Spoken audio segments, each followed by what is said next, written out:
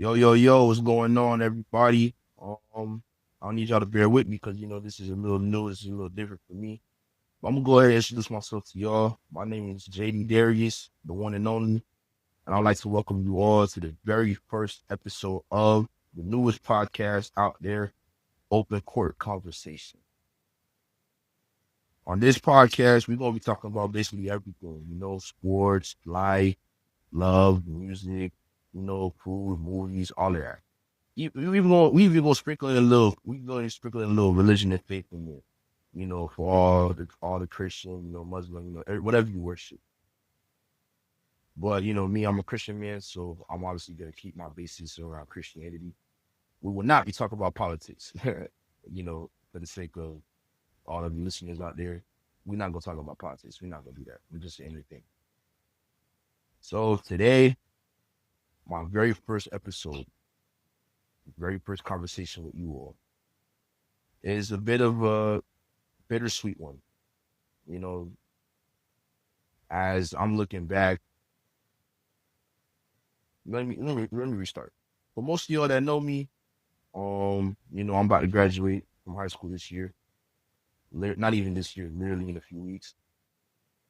Um, so looking back on it, it's definitely been a lot these last 4 years. When I think about high school, I don't even think about I don't even think about those type of memories like with my friends or with my girl or any of that. What I think about is one thing and one thing only. It's probably the one thing for me that stayed consistent over these last couple of years, and that was the game of basketball. I'm a hooper. I'm not a basketball player. I'm a hooper. There's a difference between the two. A basketball player is somebody that just plays the game, just plays for fun, plays for something that could probably help better them, not better them as a person, that type of thing. They're just playing for a vain reason. A hooper is somebody that grinds, somebody that keeps going when things ain't going their way, keeps their head down and does nothing but go straight to work. I consider myself to be a hooper, and I hold myself to the higher standard doing that. But this journey for me hasn't always been easy. Um, One thing that I find crazy that I'm saying, the most organized basketball, the only organized basketball I've played since I've taken this game serious, consistently, I played AAU from our seventh grade to my freshman year. And then I played a couple showcases, a couple camps as a senior that I am now. Other than that, I did not play any other type of ball. Didn't play high school, nothing. Which is crazy, right? You would think, like, if I'm a hooper, why I play high school? Long story short, um, it just comes down to a few things. Number one, I was arrogant. Number two, my head wasn't where it was supposed to be. And then number three, I got hurt. But before I get to all that, I'm gonna take y'all through my journey, uh, my journey as a hooper. So we're gonna start this off. I was about 12, 13 years old when I started taking the game serious. Um, I remember watching the big three of Miami, LeBron, D Wade, Chris Bosh. I used to watch them.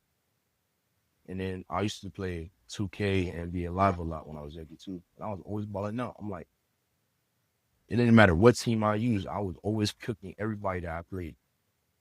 So I remember, I think I was watching Harden. Yeah, I was watching Harden in the playoffs. I think it was 2017, it was like 2017. I was watching the game with my dad and I saw Harden. Harden was just go out cooking. I'm like, I want to do that one day. And my dad was like, if you do that, you got to put in a lot of work, right? And I was like, yeah, but I didn't know because, I just thought you just go out there, you play. I'm, there's a reason why a lot of people consider basketball to be probably one of the most skilled sports, if not the most skilled sport to play in the world. But anyway, back to what I was saying.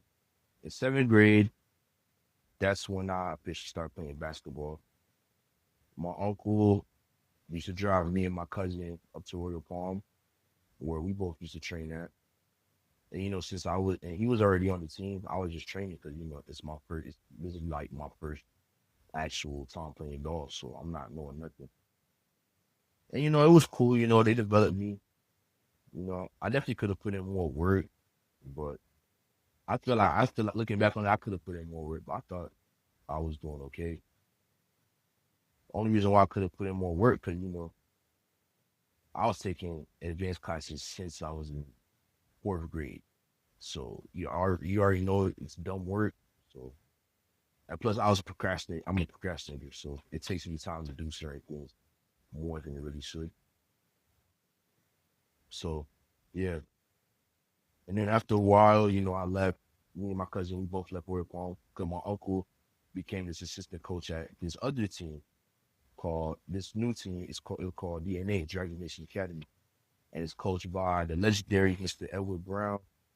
Coach Ed, if you listen to this, man, hey, I'm telling the truth on this. I will never lie about anything like this. Um, One thing I could say about DNA is that's where I learned how to be tough.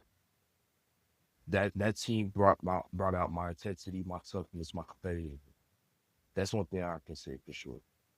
And not only it helped me physically, it helped me mentally too. So I was not only physically, so now I was tough physically, and I wasn't gonna let nobody get in my way, nothing like that. Mentally, nothing was going. Yeah, you was not gonna get past me mentally. So DNA, I wasn't playing over there when I first got over there because I was still developing, and they didn't have a team for my age group because I was what 12, 13. My cousin was a year older. My cousin, everybody else that he was playing with was about a year and a half, year or two older than me, so I couldn't play with them boys. So he, so coach got a group of kids. Some of them live down here in Palm Beach, others in Port St. Lucie. So he got them all. The boys was getting ready, and because like I said, I was procrastinating. I was taking advanced classes, so obviously my grades started slipping, especially in math.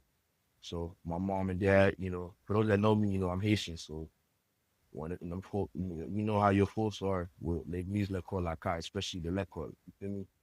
So they said I couldn't hoop, so I got my grade up. So it took me a minute, but I finally got it up, and it was like the middle of eighth grade where I was finally able about to play my first game. And here I am thinking, I'm about to dominate. You feel me? I'm about to be like Baby Shaq out there, put up 30 and 30. Wrong. I did not put up no 30 and 30. Our first game, we played Creek Ballers. We even played our age group. We played their freshman team, and we got fried.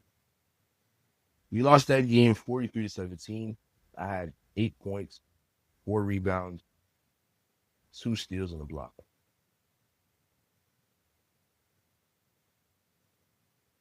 Obvious, and some of y'all seen the pictures of the aftermath of that game. Y'all saw how angry I was. I was angry.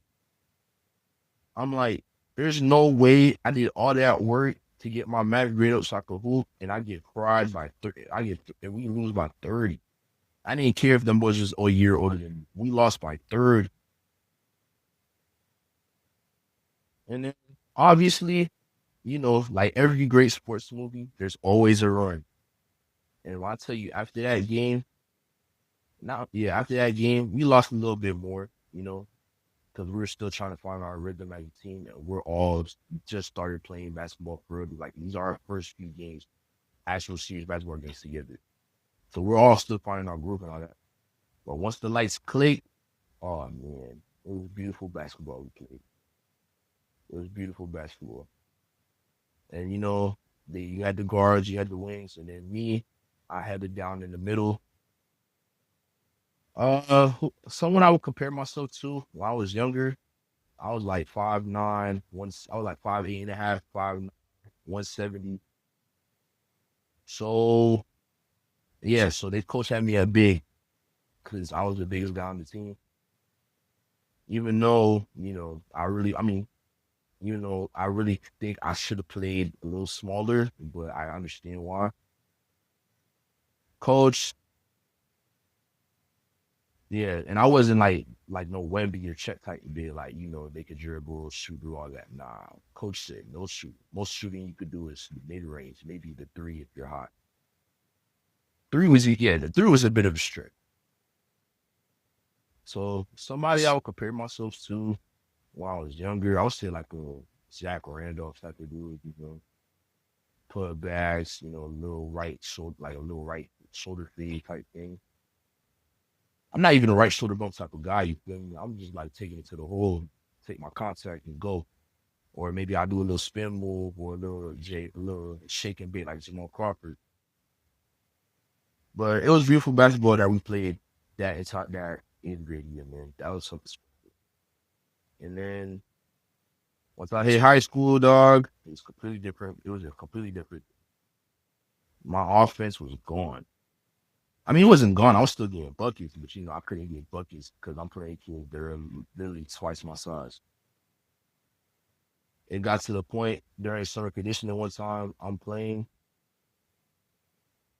These I'm playing. My teammates had me guard a kid 6'7", 6'7" kid. This man was just jumping over me, putting the ball up. I'm like, all right, bro, I can't even compete with that. And I barely grew that summer too. I went from 5'8.5" to like 5'10".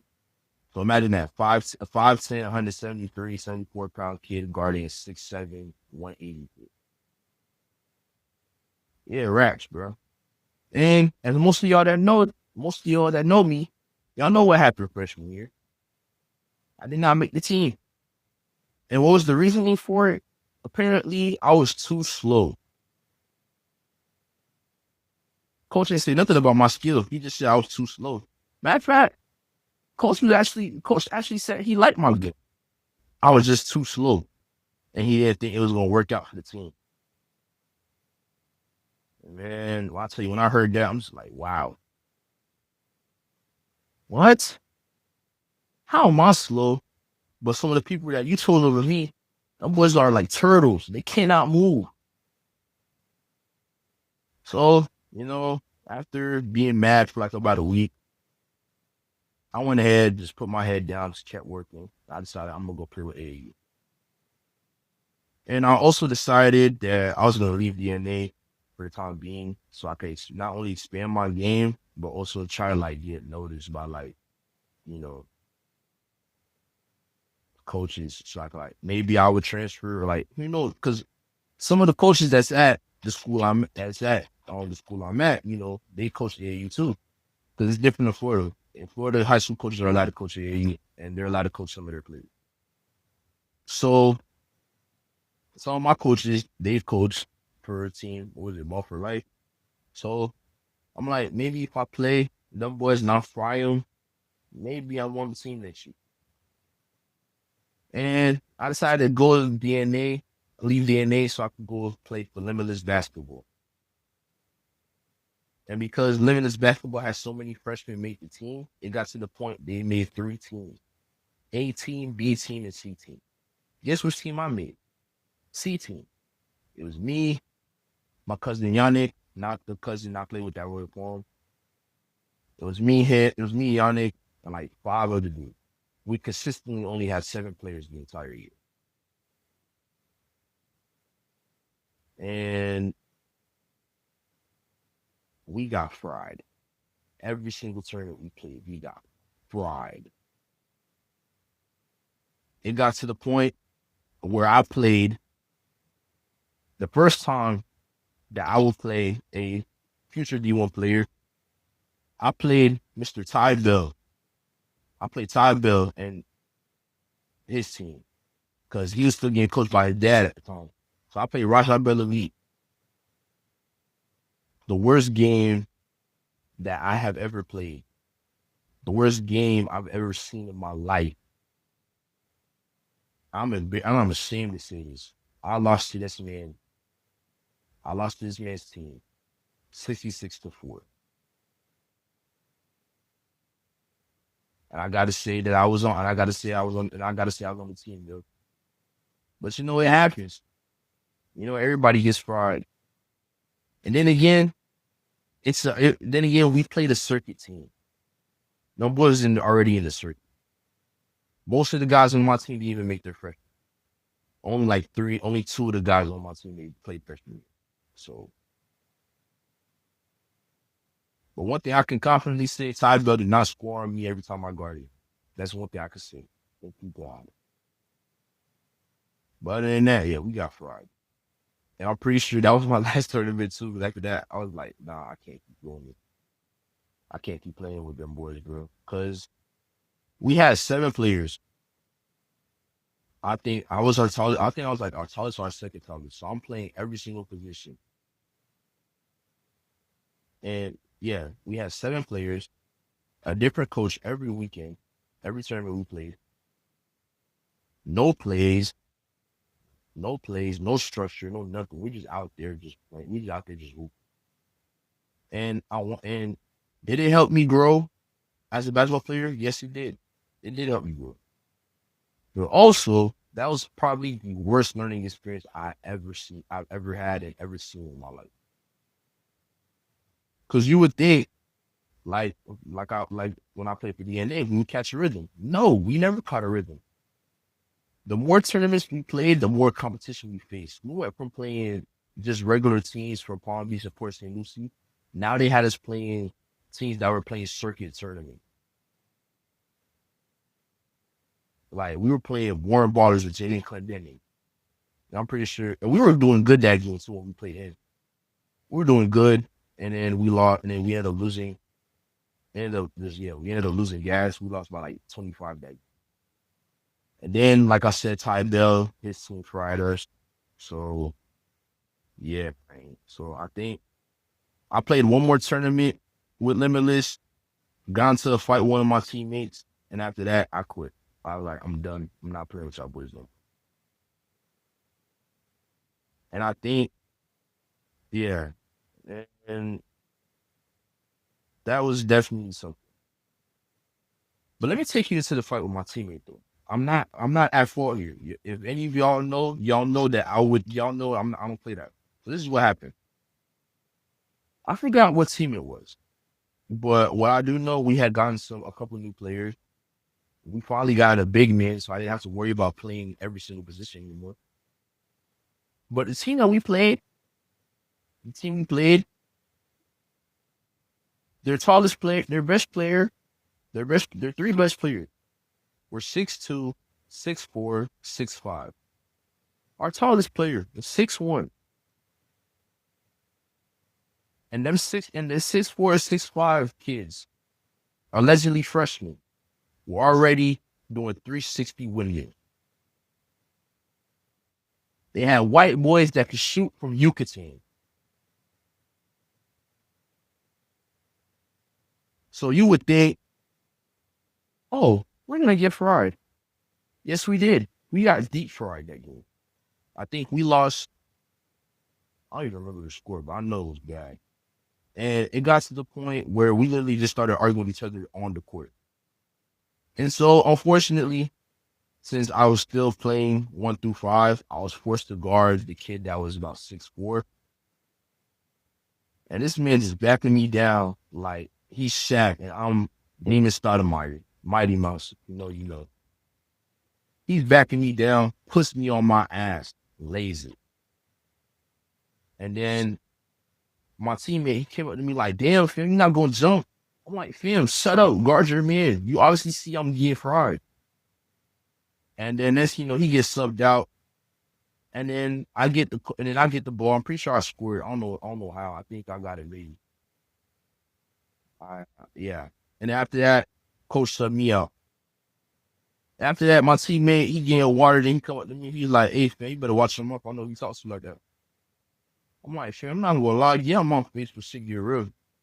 I sit down. This man coming up in my face, talking about what you finna do, what you finna do, what you finna do. I get up. The whole team trying to hold me back. I'm like, fam, watch out.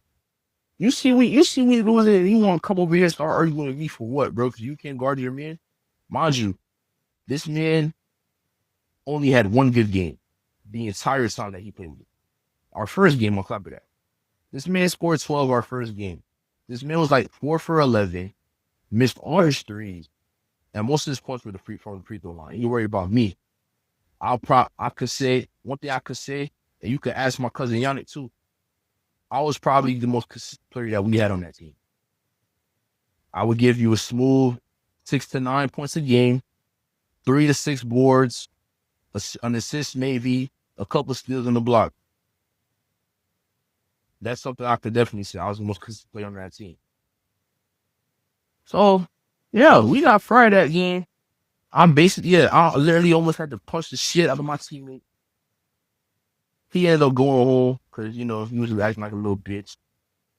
Excuse my friend. I'm sorry. I'm sorry for cursing. I'm sorry. But, yeah. And after that, I talked to my dad.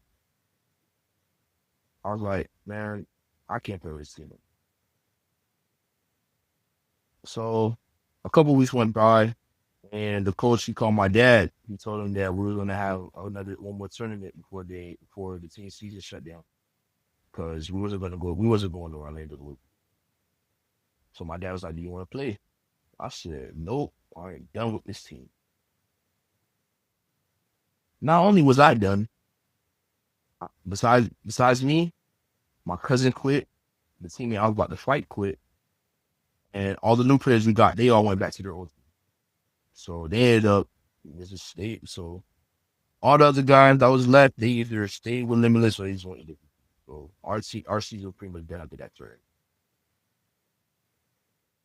So yeah, freshman year was definitely very interesting. Sophomore year, long story short, because I was not focused in school at all while I was hooping, my grade slipped. I ended up in algebra, so I wasn't able to try out.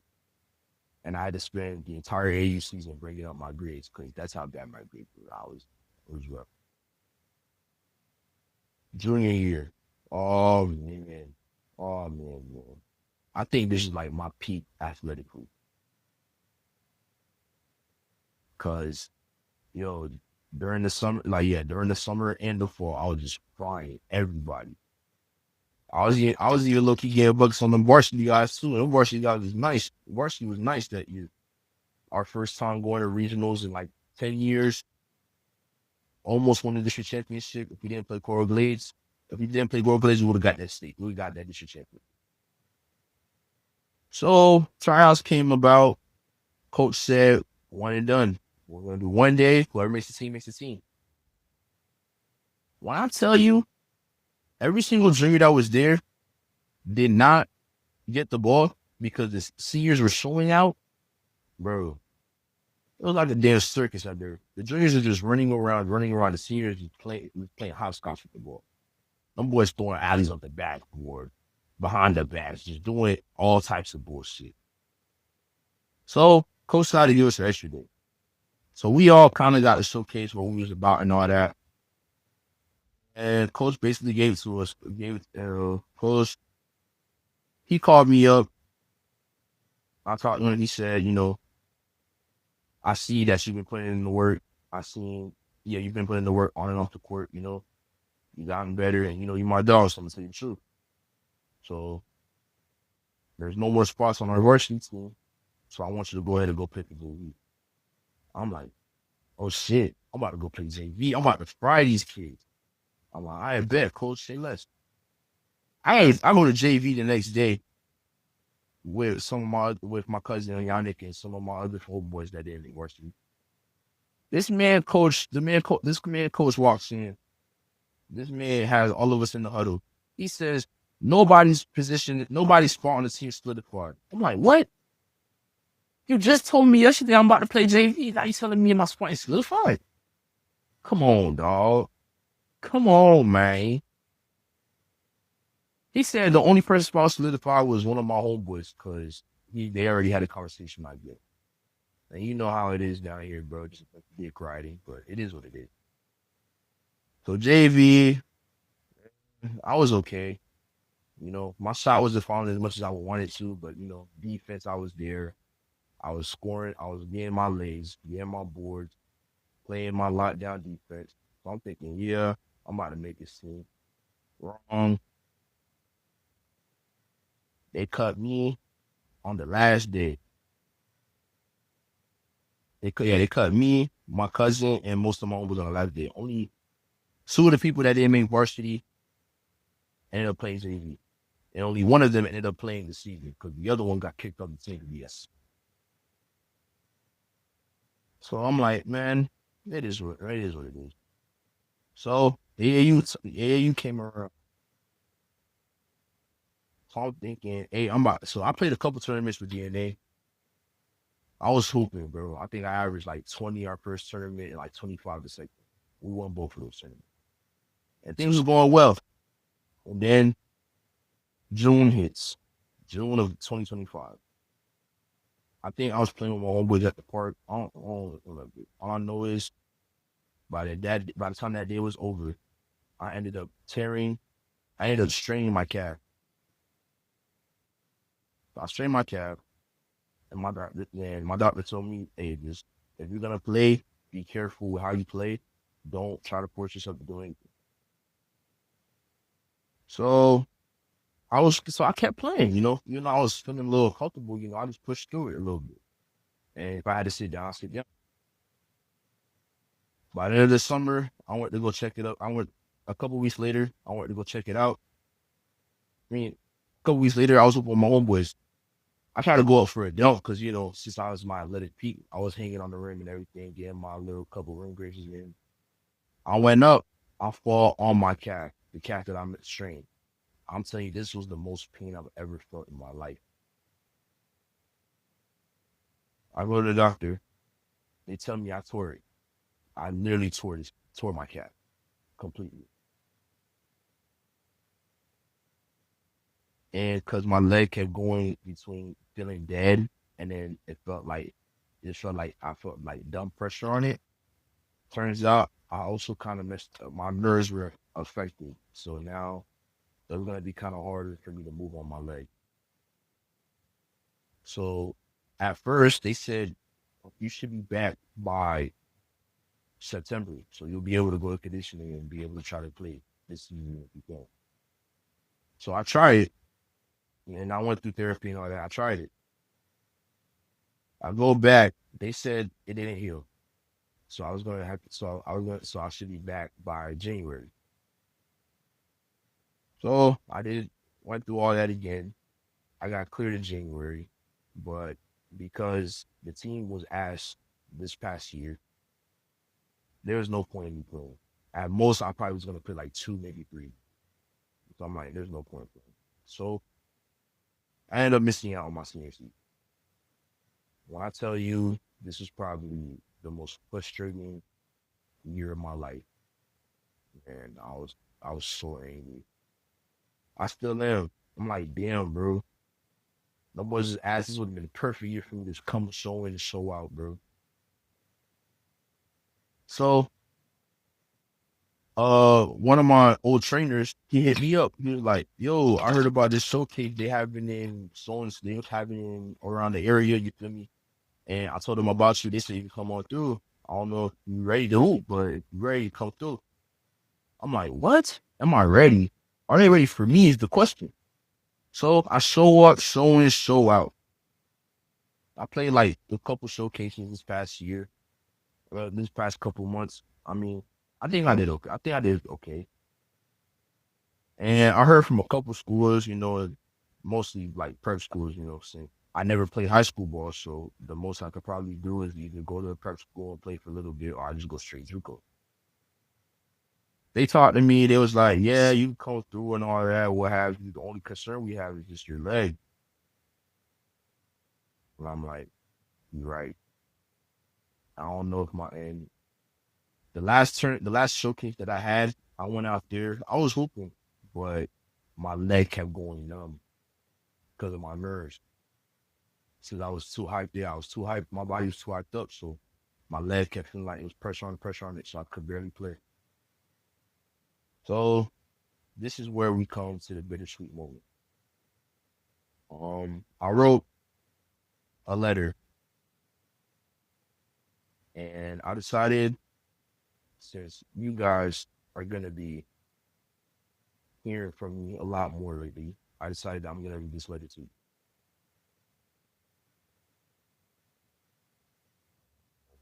pull it up. Just give me a quick moment. I got it. Oh, if any of y'all told me that I would have made it all the way here when I first started hooping, I would have said you were bullshitting.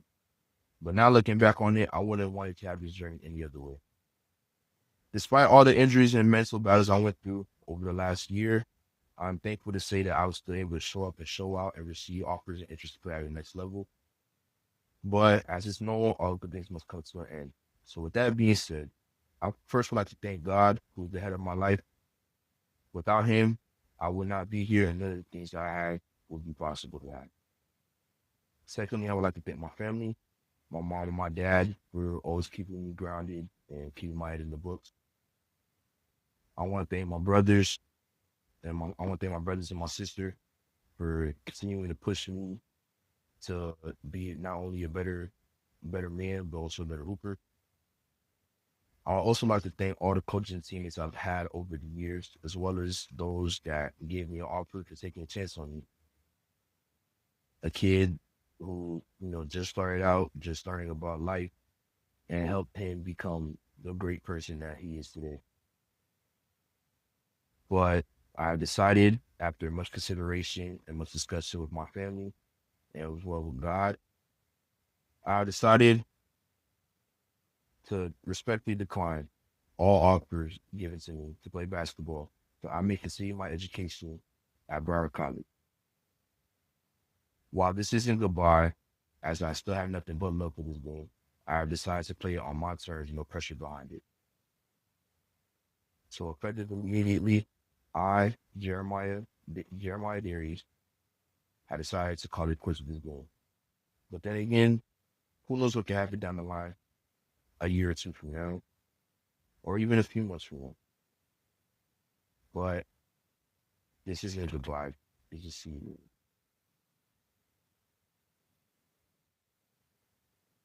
Um,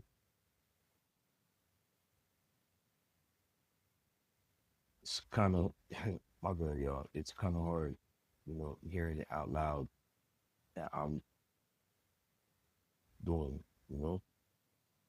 something that I've given my blood, sweat, and tears, and given my all for these last few years. It hurt. It really does. But um, I think I know that it's the right decision, not only physically but mentally. But yeah. Um, and on that note, this message is to all, this to everybody. If you're an athlete, if you're not an athlete, whatever you're doing, if you have a dream and you want to follow it, follow it. Don't let nothing or no one stop you. Don't let any of those, nobody or anything jam you. The best advice I could really say is keep God first, and keep Him in everything that you do. Because without Him, nothing is possible. And if you don't do it, don't do it. So you can prove people. Well, obviously, you're gonna prove people wrong. I mean, when you're naked, but do it for you. Do it because you love it. Don't do it because you're forced to. You know what I'm saying? Do it for you. Well, ladies and gentlemen, I think this is gonna conclude the very first episode of Open Court Conversations. I'm your host, Mr. JD Darius, and I hope you all have a good night. Stay blessed, and we'll see y'all next week.